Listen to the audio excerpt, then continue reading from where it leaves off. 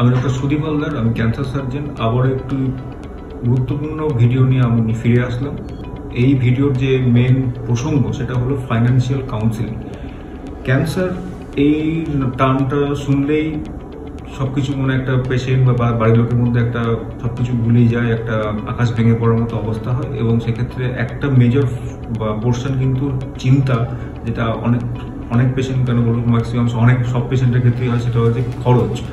তো ট্রিটমেন্টের জন্য কিরকম খরচ হতে পারে, ইনভেস্টিগেশনের জন্য কিরকম খরচ হতে পারে, এবং এই খরচের একটা কিন্তু গুরুত্বপূর্ণ ভূমিকা এক্ষেত্রেই, কারণ আমরা যদি এটা প্রপারলি প্ল্যান করা যায় যে একটা পেশেন্ট সাসপেক্টেড ক্যান্সার নিয়ে আসলো এবং তার আমরা কিছু ইনভেস্টিগেশন করব, কারণ ইনভেস্টিগেশন করলে আমরা একটা প্রমাণ করতে পারবো যে এটা ক্যান্সার বা ক্যান্সার রিলেটেড কি ব্যাপার। 2 নম্বর স্টেজিং, মানে একটা সিটি স্ক্যান বা পেট সিটির মতো কোনো পরীক্ষা, যেখানে আমরা দেখতে পারলাম যে ক্যান্সারটা কত দূর পর্যন্ত বিস্তার হলো। তাতে আমরা ঠিক করলাম যে এর ট্রিটমেন্টটা কীভাবে আমরা সাজাবো, যে কেমোথেরাপি, রেডিওথেরাপি আর সার্জারি। এটা যদি আমরা মূলত আরও অনেক রকম ট্রিটমেন্ট আছে, মূলত যদি এই 3টে ভাগে আমরা ভাগ করি, তাহলে এই কোনোরকম কম্বিনেশনে এই ট্রিটমেন্টগুলো হবে, বা কোনটা আগে পরে হবে, বা আদৌ কী অনুযায়ী আমরা ট্রিটমেন্টটা করবো।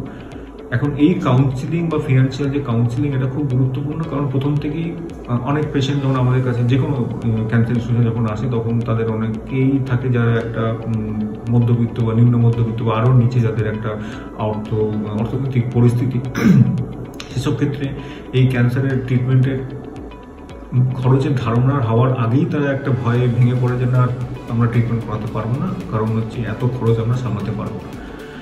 এখন এই জিনিসটা থেকে বেরিয়ে আসতে হবে, কারণ এখন ওয়েস্ট বেঙ্গল হেলথ স্কিম, স্বাস্থ্যসাথী, অনেক রকম স্কিম বিভিন্ন হাসপাতালের ক্ষেত্রে প্রযোজ্য।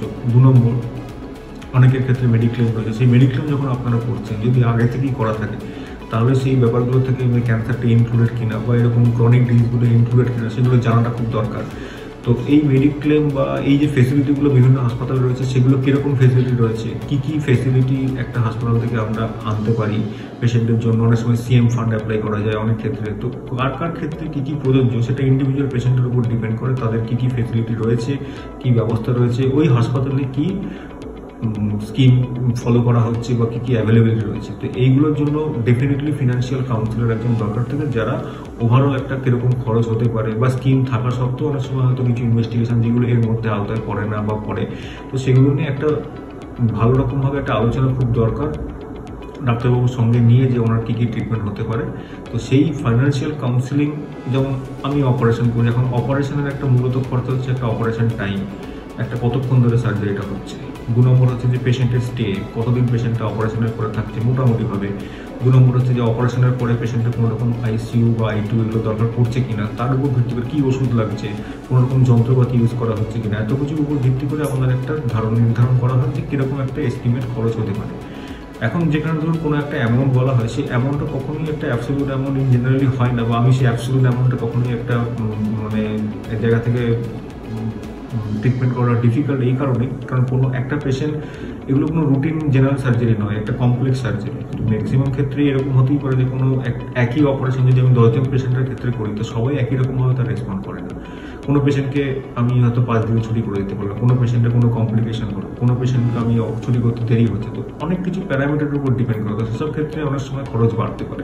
তো এই ব্যাপারগুলো নিয়ে কমপ্লিকেশন কী হতে পারে, সেই কমপ্লিকেশন হলে কীরকম একটা এস্টিমেট খরচা হতে পারে, এগুলো কিন্তু অপারেশন হওয়ার আগে ডিসকাশন হওয়াটা খুব দরকার। তার কারণ তাতে একটা বোঝা যেতে পারে যে আমরা সেই জায়গাটা অ্যাভেলেবেল করতে পারবো কিনা।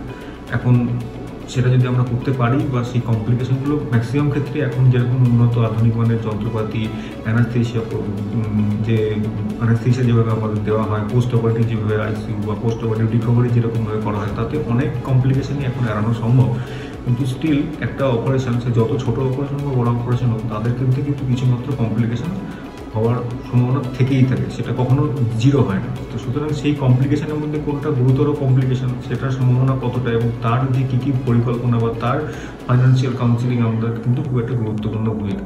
সুতরাং ফাইন্যান্সিয়াল কাউন্সিলিং ট্রিটমেন্টের একটা ইন্টিগ্রাল পার্ট, এবং এটা আগে থেকে ডিসকাস না করেই যে আমি কিছু করতে পারবো না, আমার কাছে পয়সা নেই বা আমি কিছু জানি না, এই চিন্তাভাবনা থেকে আমাদের বেরিয়ে আসতে হবে। এবং সে কোনো একটা ক্যান্সার হসপিটাল হোক বা যেখানে হোক, আপনারা পারবেন সেরকম জায়গাতে আপনাদের প্রথম থেকে ট্রিটমেন্ট করতে হবে।